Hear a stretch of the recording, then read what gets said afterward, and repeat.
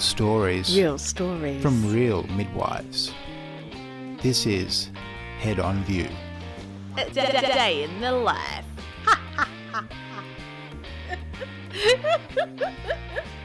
She said, what? These are our stories.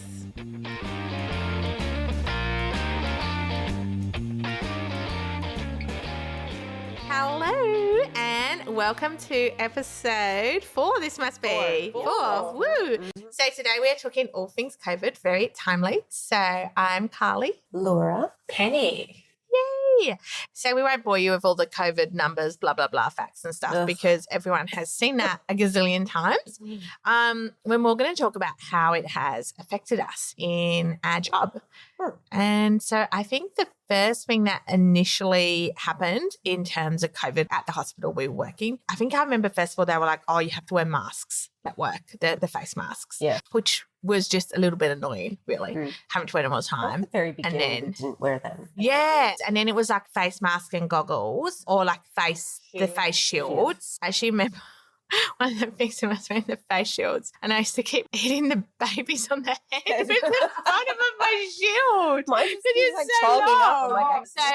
So then we changed to the goggles in nursery because we kept like bonking the baby. I mean, the very beginning of 2020 when it first started. I don't think anyone could have realised that. We it would have didn't wear masks. One of my many other jobs, as well as doing a hospital, I do flu vaccinations. So I'll go into offices and do flu vaccinations. Oh, yeah, and I remember some of the nurses were like, oh, should we be wearing masks? And the guy in charge was like, well, look, that is not chief health officer. That's not their advice. So they weren't recommending it. So he's like, so no, we don't need to wear masks. And then I remember telling someone else, like my sister, who's a scientist in England, that I was doing it and not wearing masks. She was, what? That's crazy. And I was like, well, yeah, we weren't. And then we just social distance the memory. So visiting hours, and then everyone who had any kind of symptom got swabbed, and then the masks were June. So birth suite was one of the areas we had to wear full PPE, but it changed a lot. So obviously with the COVID, it was like I felt every day I'd come in, and because I only work at a hospital part-time, so, I'll do like 3 or 4 shifts a fortnight, but you'd have, a week off, and then I'd come in the next week and I'd be like, bloody hell, like it's changed again. So it would be like, okay, so, now you can only wear hospital scrubs on a birth suite shift. Oh, now if someone's in active labour and they're using a gas, you have to wear full PPE. And it just kept changing all the time. It was very hard to keep up. And I found like a lot of people in the community were like, oh, it must be so hard working in healthcare doing this. And it's like, well, I mean, it's hard working in healthcare, minus a global pandemic. But the inconsistent advice that we were getting about what to do and what not to do was what I found the hardest. Like frustrating. Yeah, really frustrating because, we had doctors floating down to ED to help them out, but then coming back, I just felt there was no consistency. And probably how the ED outbreak happened. But this is what I found most difficult is this ridiculous on again, off again. You have to wear it. You don't have to wear it here. Don't wear it here. There was never any consistent advice. I remember an Asian staff member wearing it back in March and getting told to take it off. That's ridiculous. Don't wear that. And she was like, but it makes sense to wear it. And she got basically in trouble for wearing it. For wearing a mask, like a face mask, But now, like, we wear them all the time. Now it's like a permanent fixture on our face. I found it hard. We had a woman that was supposed to have a swab, and then it wasn't communicated, and no one knew when she was going to have a baby, and all like theatre stuff. And that day. Theatre stuff and doctors and nurses, and she'd already come across, and then luckily we had really quick turnaround on swabs, but it was just, it was a bit of a debacle. And I think the visiting hours as well was one of the hardest things. And still is. Yeah. And I get and sometimes, especially to be honest, I never get when you've just had a baby, why you want a gazillion people to come and see you because you're bloody tired. You've got a newborn baby. But whatever. People do. And they want that. And telling people that, sorry, no, I think it got, and that kept changing as well. So every time I'd always have to be like, wait, before I advise you what our visiting hours are, let me check. Because we had a different policy across birth suite, across the ward, across special care. There was a different policy for each area. And it was like, hang on. We work in a hospital that's culturally quite diverse. Yes, yeah. And women are used to having their mother-in-law or their mother or their sister. Yeah, and their husband. And now saying to someone, sorry, you can only have one person for 1 in hour. 1 hour. Yeah, or you can have one person who can go into your birth with you. That same person is the only one person who's allowed to visit you on the ward, and they can come in for 1 hour a day. Yeah. Like first-time mums. Yes. Or even second and third. I was finding multis, like women who have had 3 or 4 babies, struggling because they've never done all this stuff before because they've always had someone else doing it for them. Which is fine. And they want it. And I get, you've just had a baby. Like, I don't get having, gazillion aunts and uncles there, but of course you want your partner there. Yeah. Like the person who's, you want your support the dad or the mum or your support person. Like, of course you want them there. And I know where we work, I think we only had a couple of rooms where partners could stay. So, but they could still generally come in for pretty much the whole day and be with them and hang out with their little baby. And all of a sudden it was like 1 hour and they couldn't even bring siblings. There were mums who were like, I haven't, spent 3 nights away from my 2-year-old. Yeah. And they want to go home early, which starts the ball rolling of early discharges. And did you find that you had a lot more people discharging early? Yes. And a lot of people that unfortunately, as much as you want to give them all the education, they weren't ready to go home because they just wanted to get out and be with their families, which caused a lot of readmits. Yeah, I was going to say that. Did you feel that you got a lot of readmits afterwards? Yes. Yeah. Like for mum and baby? Just for baby. There were a few mums that got readmitted, but it was really hard because then it puts the extra pressure on the home visiting girls because they're giving all that extra education. Yeah, and we're spending longer in their house. Yeah. And then we're spending a longer time in the community. And then when you're going to the houses, you guys then have to wear full PPE We did during the second wave. We had to. So how did you, I always say it because I don't do the home visits. So then how did you then dispose of this PPE? Because obviously when you're in a hospital, you've got this full PPE and you're meant to be putting it in like a clinical. That is a great question, clinical Carly. waste bin. Like what was the garbage collector? Look, I think we all sort of did it slightly differently, all safely, but differently. Were you given an official, this is what you have to do? Or did you find that communication was lacking? It was a little bit skewed because technically you're supposed to have a don and doff buddy. Area. Yeah. Oh, yeah, of course. A don and doff buddy. So, like, you see all signs around hospitals, even globally, talking about help your workmates get on and off safely, which is great. But if you're in the community, you don't have anyone else with you. And it's raining, it's hailing, it's windy, it's sunny, and then it's raining again because that's our state. And then have 15 minutes to actually go in there and be face to face. And you've got, I had a mum that goes, I've never bathed my baby. I'm like, well, I can't leave you not to bath your baby. So we bathed the baby, which was longer than 15 minutes. As mums are like, have dehisced wounds. And you're told you can only spend this much time. So you're donning outside near the car. Yeah. And did you get neighbors coming out and looking at you? Look at me in the street because I was putting on like this. Of course, because you're putting on like a gown and a face mask, is there goggles. In that house? And then you'd go in, and because I'm so little, the gown goes all the way down to my feet. So all you can see are my eyes and a bit of my shoes. Kids would cry because I obviously look like a scary alien. Yeah. Did you find that? I definitely found when we were talking about you've got to build up this instant relationship in birth suite, and I found, you're going to this room and all of a sudden they can't really see your face. It's hard for them to hear what you're saying. Yes. I definitely felt like that hindered a little bit the sort of rapport building. Even now with masks on and stuff like that, like people just don't. Carly's dog's going crazy. People just don't, like, how much do we rely on that non-verbal communication as well? Start doing a lot of charades. Someone said something to me the other day at a home visit, and I was sort of thankful I had the mask on, because I'm like pretty sure my facial expression from my nose down to my chin would have given away how I really felt about what they said to me.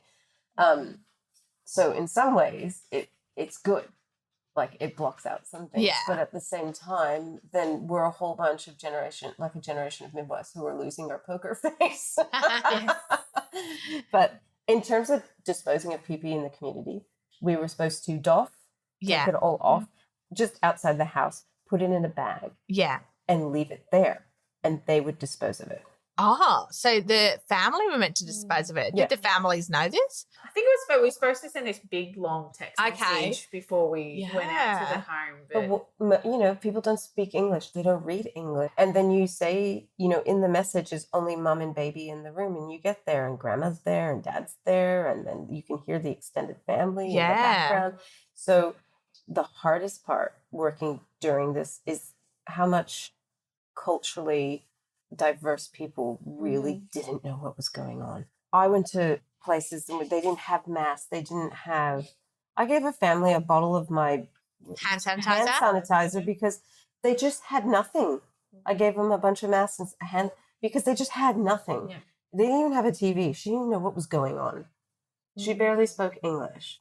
And I just found there was this huge group of population and a divide within who was watching press conferences. Who are they going to listen to? They're not going to listen to the premier. They're going to listen to their cultural leader or their spiritual leader. So I found that was really difficult, because you'd say to them, I have to take off my PPE here and leave it in the bag, and they'd be looking at you like you're why are you leaving this here? Crazy person. Yeah. Why are you leaving this? Yeah. And did you find people I know, because at one point, you know, with our visiting hours, they kept changing. The harshest visiting restrictions we had at one point was in the special care nursery. Only one parent was allowed to visit at a time, which is obviously hard. You've got this little baby who's sick and you can't go in there with your partner. Most people were understanding. We did get a few angry people, and it always made me feel like I was kind of like, oh my God, I feel like I'm the one telling you, I'm sorry, sir, you can't come see your baby. Like, it made me feel like I was the one saying that, like I'm making this decision, like, and I know I'm not, but the way they would get so mad at you, or they'd just look at you like you've kind of destroyed their world, and you'll be like, oh my God, I feel so bad, like it's not me, like I'm not making this rule, but that's like what you're making me feel like. You're making me feel terrible, and I'm just here trying to do my job. I had people saying to me,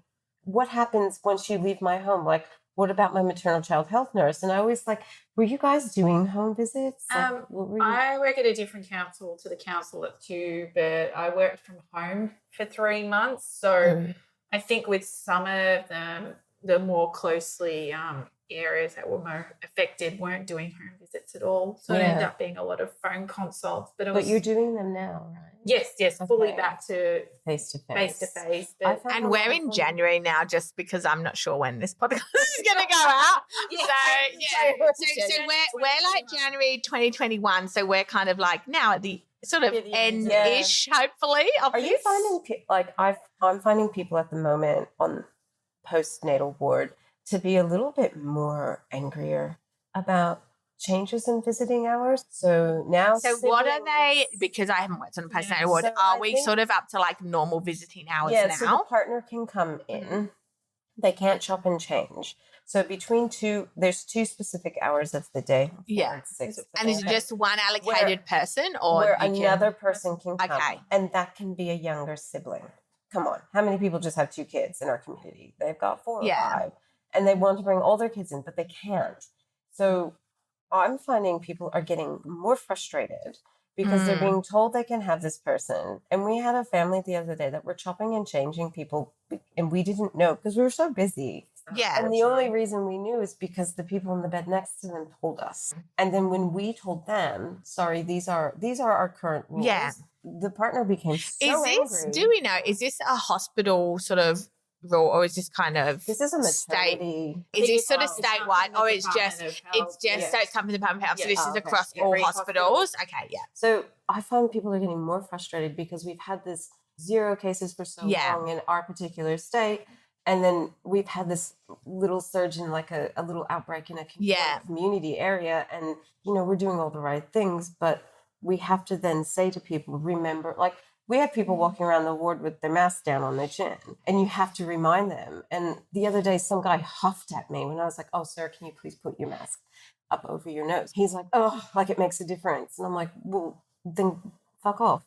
Like that's, I didn't say that, just so everyone knows. That's why you wear a mask. But do we feel like it's because where we are, we're in Melbourne, so we had that really harsh lockdown, and compared to some news stories you see from around the world where, their hospitals are overrun and they're having these like thousands and thousands of cases and their death rate's really high. We don't see that. We don't see that here. And I think so a lot of people in the public are just like, well, what, like, why are we even doing this? Like, it's not so bad. Really lucky. Yeah, exactly. Even at the height for Melbourne. Yeah. Our case numbers, even though they were high for us, and I understand that, but in the general scheme of things. They were very low. Yeah. Compared to world stats. UK. Yeah. And I think we've got a very good, we're very lucky. We've got a very good health system here. Mm. And I feel like despite the government's shortcomings, they did kind of lock down and have all these ICU wards set up. They had nurses retrained and people were reallocated, that's the right word, to different areas. Yeah. So even if we did have a big influx, we're very prepared so that it wouldn't be the case where I heard like an interview with a European doctor, basically, I think it was Belgium, but I'm not sure, it could be wrong. Basically, he was saying, they're in a smaller town and they're at the point where, they're having so many sick people that they are having to you can have an ICU bed, you can't. Half of my nurses are infected with COVID, but we don't have any other nurses. They're asymptomatic, so they have to come to work.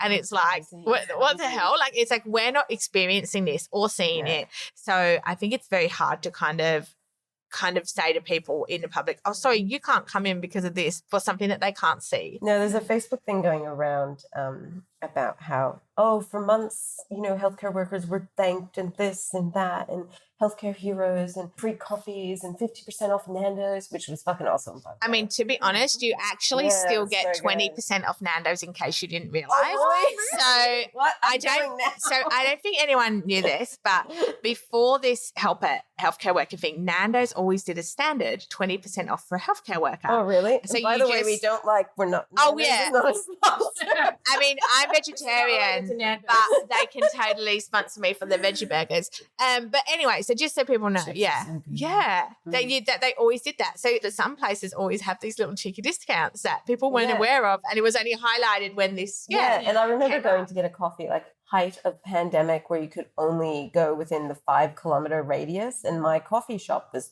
just like 100 meters inside it. So I was like, yes. And I went to order a coffee one day, and then it came off, I think it was off a night shift or something. I came to get a croissant or something delicious. And she's like, oh, I didn't know you were a midwife. And I was like, oh, yeah, like I've come off nights, so I'm getting a cinnamon scroll and this and that. And she's like, coffee's on us.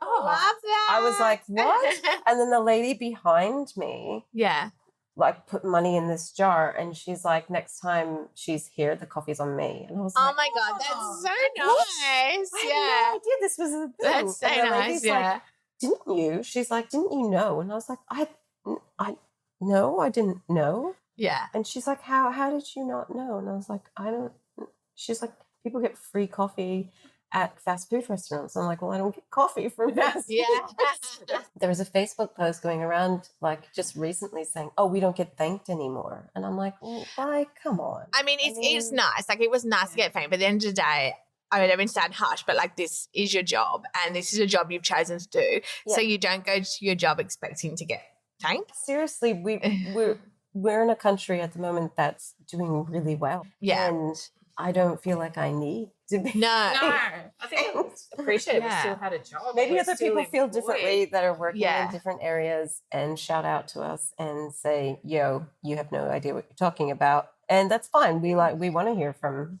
other people. Let us know if you have had a completely different experience working in a different area or different part of Australia or even overseas. Everyone's experienced. And I think in terms of like job security, like I had always, even before this, I'd always been like, I'm a nurse and midwife, I can get work anywhere, I'll never be out of work.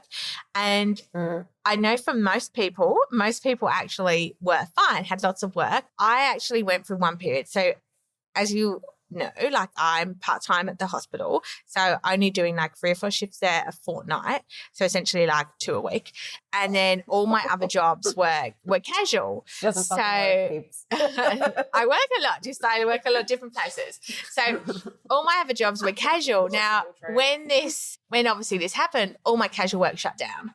So all of a sudden, I was only working 1 or 2 days a week. And I was like, oh my God, what the fuck am I going to do? A lot of people had to cancel their leave. So there wasn't actually that many extra shifts at my hospital because there were all these people now that were working. And people had elective surgeries were cancelled. They were cancelled, yes. So they had all this extra stuff. Yeah. So I went through probably about 2 months where I was literally going, oh my God, I've got like no money because I'm after tax or whatever, I'm probably taking home like $300 a week. Who can live on that? And then that's when I discovered all my many COVID jobs. So along with this pandemic, it has created all these jobs that didn't exist before. So testing stations, working at the airport, COVID hotline. And now even we're seeing all these individual companies sort of going, oh, hang on a second, we now need COVID things to go. Yeah. Well, we need people to test for COVID. We want nurses to come here and do this infection control. So it has all of a sudden created all these jobs, that weren't there before. I met a few nurses who had come out of retirement or nurses who had let their registration lapse for whatever reason, and now all of a sudden they had a way back in. Yeah. There were people who had finished university, and we all know how hard it is to get a grad year. People who are unable to get a grad year were now able to get into nursing doing these jobs. Yeah. Even I was like paramedics who hadn't got a grad year were now working, which was great for all these jobs. Yeah. So, and now with this second wave, I feel like because a lot of the surgeries are back, and then, there's all these new jobs have been allocated in terms of like hotels and airport. Yeah. And now they had this massive wave and now they're like, shit, hang on. Now we need all these nurses for like, to work at the testing site. So like the other day I was getting messages going, oh, can you work at this testing site 7:30 in the morning to 8:30 at night? And I was like, what the hell? What? Like, it's like a 13-hour shift. And like, you can see from the news, people are queuing for hours. And I remember back during the second wave, when I was working in a high-risk area in the clinic, and that's where they were doing all the testing, and the queue was down the road, and I was just like, oh, this fucking sucks. Like, this is just so bad. But now, because we've been through that second wave, we've been through that lockdown, and I now see, and back then I probably would have had a different opinion, but I now see the importance of all these testing, people coming. So now I'm looking at all of our fellow Victorians going, we're killing it. We're doing such a good job. And it's made me proud to live here, where previously I was like, fuck this. It's all about adaptability because you've got 2 young kids, Laura, and, managing that with working and COVID and homeschooling. So it's a lot of us adapted. Yeah, I was just going to say that. How did you find that with homeschooling and working? So how old are your kids? My kids are 9 and 13. So did you feel that you could just be like, here's a laptop, get on with it? My son, yes. Yeah. My older one, the 13-year-old, he's very independent and he's a quick learner. He's always been like that. Yeah. Actually, to be perfectly honest, I think I might have helped him with one project where he had to sew a sock puppet, or I don't know. God, even I couldn't do that. Yeah. not a sock. Neither can I. And it was very funny. And he's kept the sock puppet because it's so bad. Anyway, I think I helped him maybe with that. But other than that, I didn't have much to do with him. My 9-year-old, however, it cannot sit still for love nor money. Nothing will make her sit still. During the first block of homeschooling, I would do some homeschooling. Their dad, when they went to their dad's place, they would do some homeschooling. We were just trying to like chop and change it. And then I applied for special leave and got knocked back. And then during the second wave, I applied for special leave again. So our hospital was offering special COVID leave for people whose kids had schools that weren't taking them or they couldn't go to school. So both my kids' schools were taking kids that had essential workers as parents, but essentially what they were doing was putting them in a room. With a teacher or? A teacher. Yeah. The teacher would have 4 or 5 different year levels. Okay, so it wasn't like one teacher per year. It was just like daycare, really. And they weren't getting, they were just getting supervision. So my son's high school was like, we really don't want people here. But I was like, he's fine at home. And my daughter's school was like, oh, she can come, but she'll just be sitting in this room. And both of you know my daughter. And she's just wouldn't respond to that. I had to get letters from a psychologist, letter from a doctor, and letter from her teacher for them to finally give me COVID leave so I could stay home and homeschool her for 3 weeks and not have to go to work at the same time. And I know that there are people who did not get that opportunity and were busting their gut trying to homeschool. And I knew girls at work that were coming to work and leaving their kids at home with laptops, just telling them to do their and what else can you do at the end of the day? Because you still have to work because you still need to pay for things, and we're lucky we've got our jobs, and then you can't, if you don't have the leave to take it off. So I got the 3 weeks of leave, and I was also studying for my LC exam at the same time, and Abigail was becoming increasingly difficult to homeschool, and one day I had a breakdown and Penny came and rescued me. It was a caring capacity, if anyone out there is listening and not worried about the 5K I was mentally not well, was I? No, I wasn't. No, you're right. Unfortunately, that happened with a lot of parents. A lot of my clients and had difficulties with new babies and homeschooling and not having extended family coming from overseas to help. That really...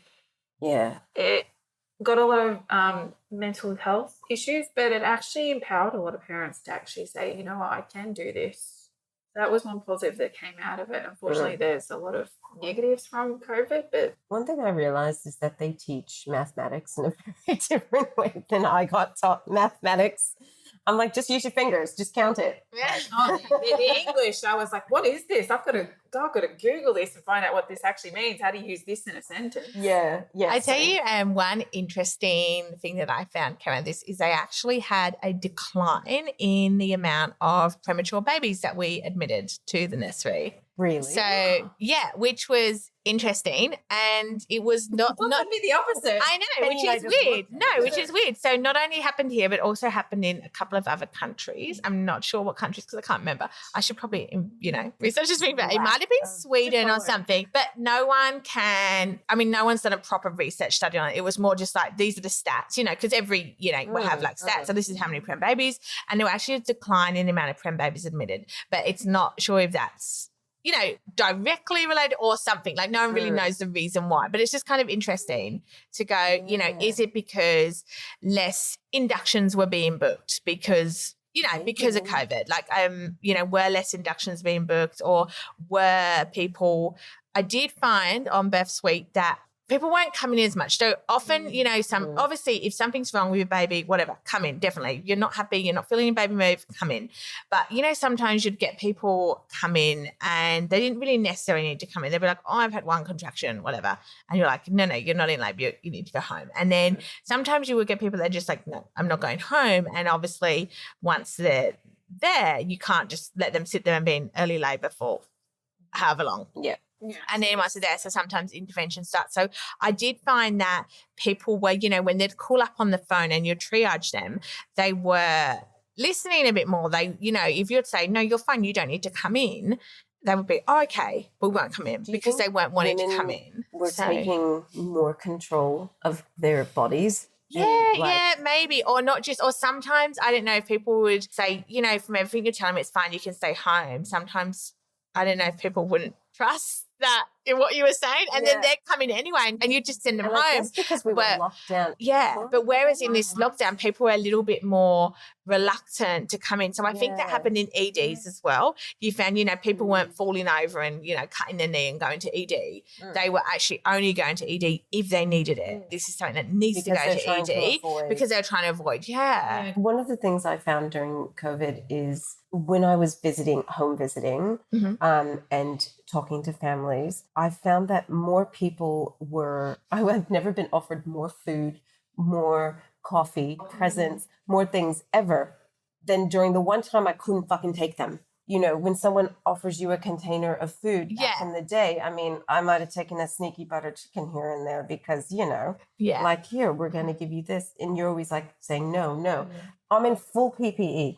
I can't be taking your food out of the house. Yeah. And they're offering me food, like to take with me. And I'm like, but that's sweet. It's sweet, but you so can't. sweet. Yeah. I've never been offered so much. They were all so worried about me, and people were asking me, is the temperature in my house okay? You must be hot. People were so actively worried about my health suddenly, or how I was. Like, are you hungry? You're going to be hungry when you leave my house. Take my food. And I'm like, I can't even touch your doorknob. I found like a really big increase in that sort of thing. You know what I also found as well, just like within the personal life now, the amount of, well, basically all my family are overseas and a lot of my friends are overseas as well. But I found the Zoom calls, which now became such a thing, like FaceTiming, you know, with my girlfriend and stuff, you know, we'd chat on Facebook or Messenger or whatever. But now everyone was making a point of, right, let's set a date, let's set a time, let's make sure we all do. We did heaps. So, and we did as well. Like I caught up and chatted with people more than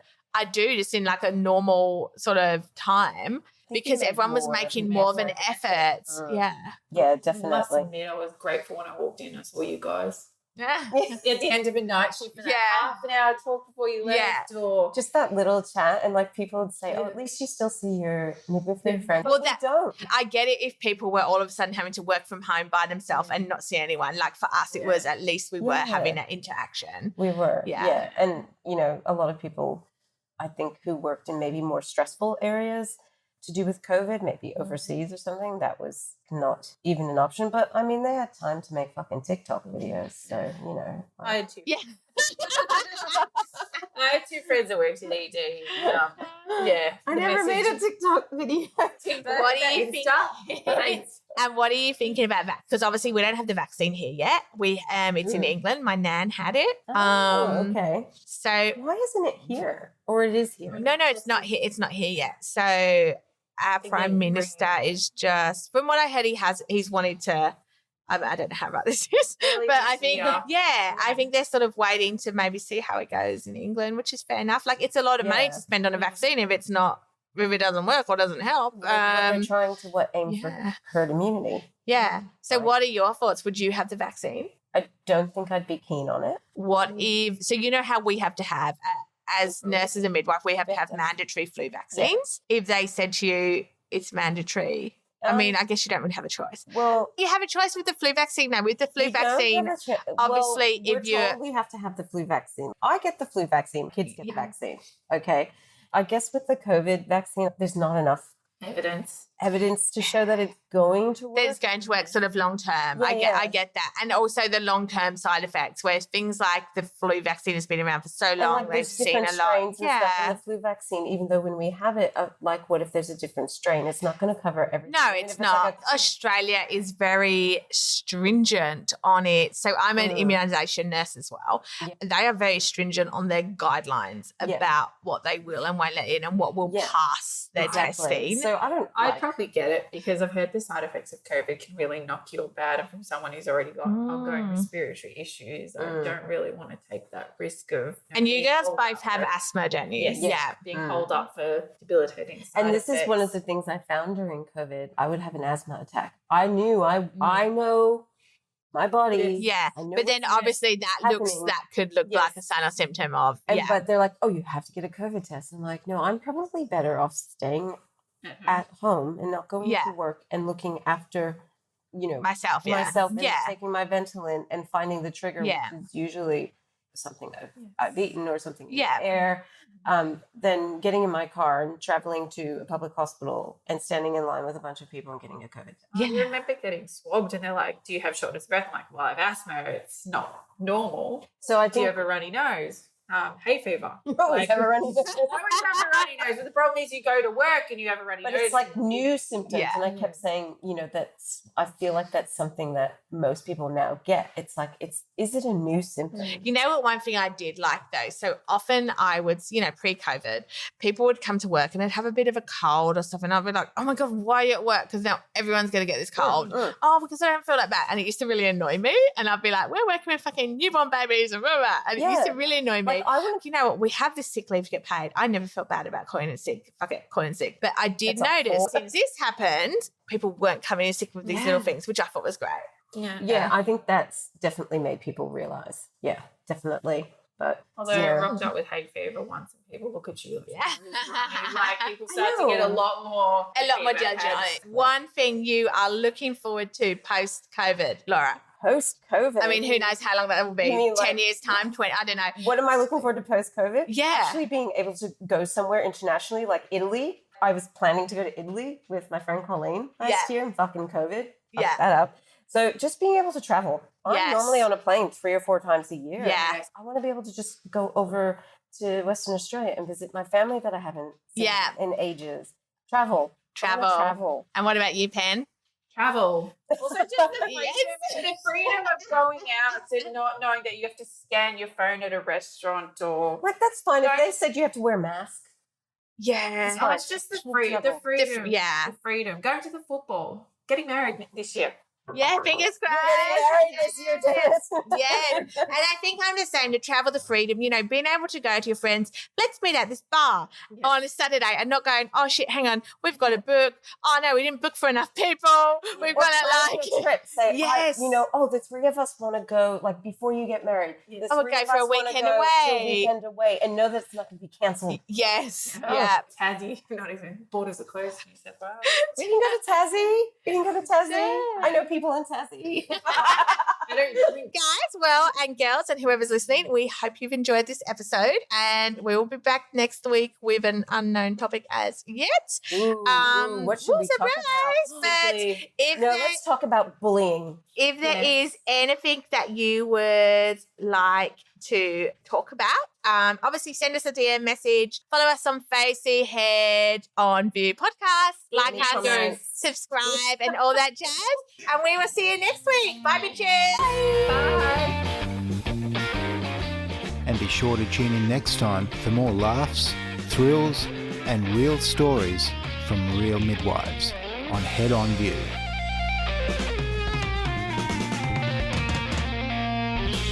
I didn't know it was still recording.